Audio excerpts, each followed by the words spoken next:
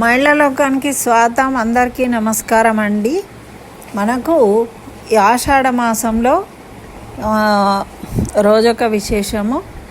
అదేవిధంగా మనకు ఇప్పుడు రాబోయే ఏకాదశి చాలా విశేషమైనది. మరి ఈ ఆషాఢ మాసంలో శుక్లపక్షంలో వచ్చే ఏకాదశినే మనము తొలి ఏకాదశి అంటాము, పెద్ద ఏకాదశి అంటాము, మరియు హరిశయని ఏకాదశి అంటాము, శయని ఏకాదశి అంటాం. ఇన్ని పేర్లు ఎందుకు ఉన్నాయో ఇప్పుడు తెలుసుకుందాము. తర్వాత ఈ ఏకాదశి రోజు ఏం చేయాలి మనము అనేది చక్కగా వివరంగా తెలుసుకుందాము. మధ్యలో ఎక్కడ స్కిప్ చేయకండి, మొత్తం వినండి, లైక్ చేయండి, ఓం నమో నారాయణాయ అని కామెంట్లో తెలపండి. అదేవిధంగా మీ బంధుమిత్రులకు షేర్ చేయండి. మరి ఈ ఏకాదశిని మనము శయని ఏకాదశి అంటాం. శయని అంటే శయనము అంటే పడుకోవడం, నిద్రించడం. శ్రీ మహావిష్ణువు ఈరోజు శేషపానుపుపై క్షీరసాగరంలో యోగ నిద్రలోకి వెళ్తాడు. అందుకని దీన్ని శయని ఏకాదశి, హరిశయని ఏకాదశి అని కూడా అంటారు.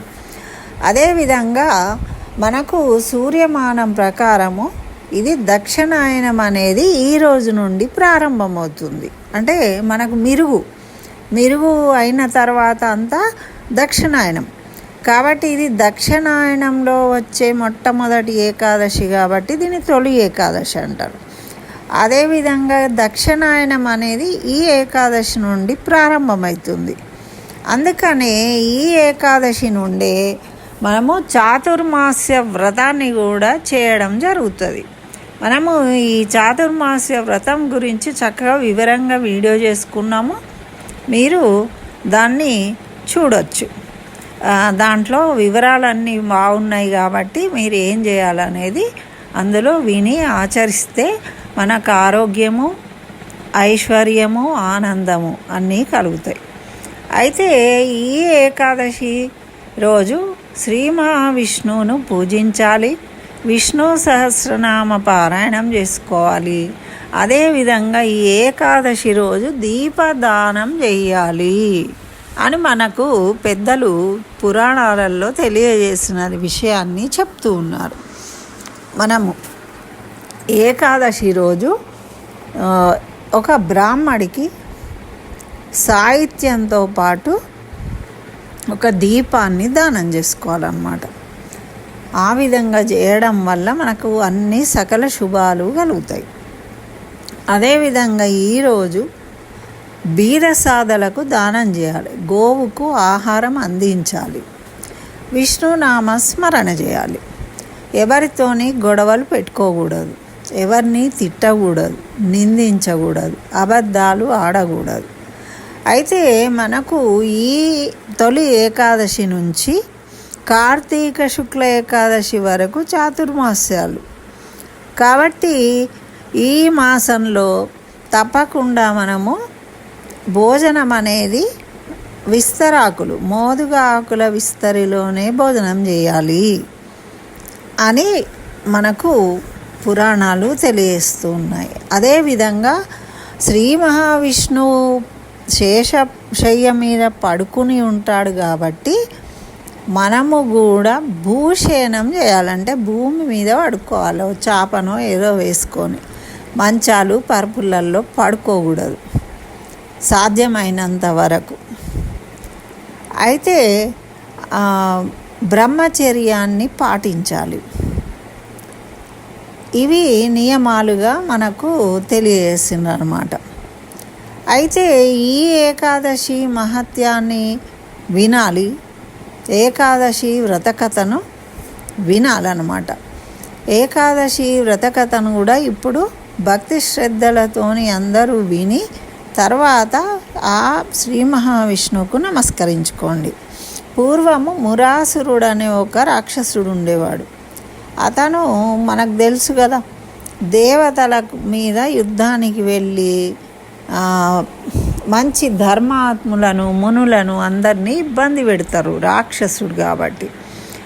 అలా అన్ని ఇబ్బందులు ఎదుర్కొంటూ వాళ్ళు ఇక అతన్ని గెలవలేక వాళ్లకు దిక్కుతోచని పరిస్థితుల్లో బ్రహ్మాది దేవతలందరూ కలిసి శ్రీ మహావిష్ణువు దగ్గరికి వెళ్ళారు.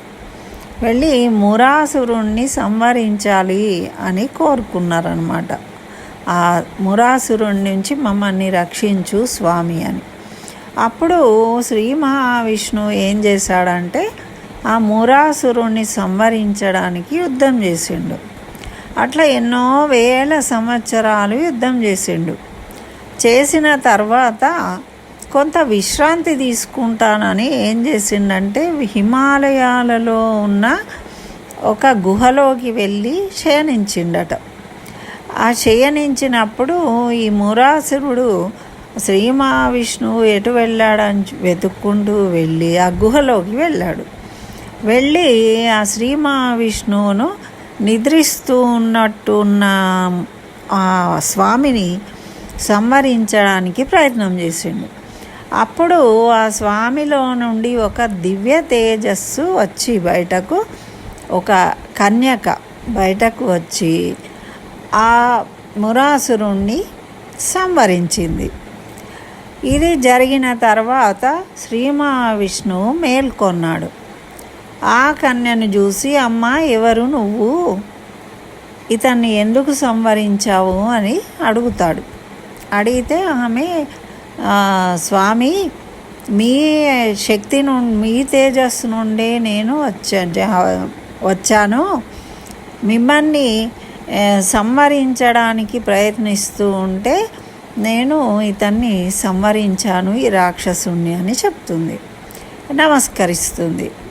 అప్పుడు ఆ శ్రీ మహావిష్ణువు సంతోషించి, నువ్వు ఈరోజు నన్ను సంహరించడానికి వచ్చిన మురాసురుణ్ణి సంహరించావు కాబట్టి నీకు ఏకాదశి అనే పేరు ఇస్తున్నాను.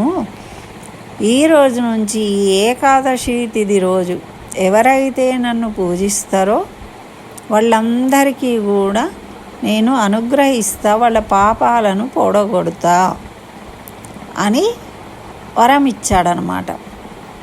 అంటే ఆ రకంగా మనము ఆ ఏకాదశిని పాటిస్తున్నామన్నమాట. ఇది ఏకాదశి యొక్క కథ. ఈరోజు ఈ కథను విని ఆ శ్రీ మహావిష్ణువుకు నమస్కరించుకుంటే మనందరికీ కూడా శ్రీ మహావిష్ణువు అనుగ్రహంతో ఆయురారోగ్య ఐశ్వర్యాలు కలుగుతాయి అని మనకు పద్మపురాణం తెలియజేస్తుంది. కాబట్టి భక్తి శ్రద్ధలతోని అందరూ వినండి, చక్కగా విష్ణు సహస్రనామ పారాయణం చేసుకోండి.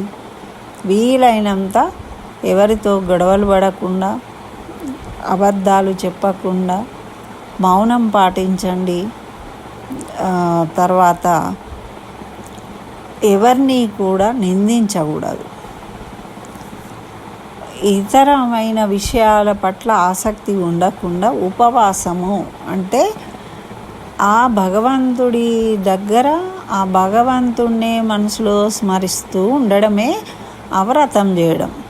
కాబట్టి ఉపవాస వ్రతము అంటే నిరంతరము భగవన్నామ స్మరణలో ఉండాలి ఆ రోజు. అలా ఉండడము అనేదే ఈ ఏకాదశి వ్రతం. కాబట్టి తప్పకుండా ప్రయత్నం చేయండి. ఆరోగ్యం సహకరించిన తీరుగా మనము ఆహార నియమాన్ని పాటిస్తూ దైవనామ స్మరణ చేసి ఆ శ్రీ మహావిష్ణువు యొక్క అనుగ్రహాన్ని పొందుదాం. స్వస్తి. సర్వం శ్రీకృష్ణ చరణారవిందార్పణమస్తు.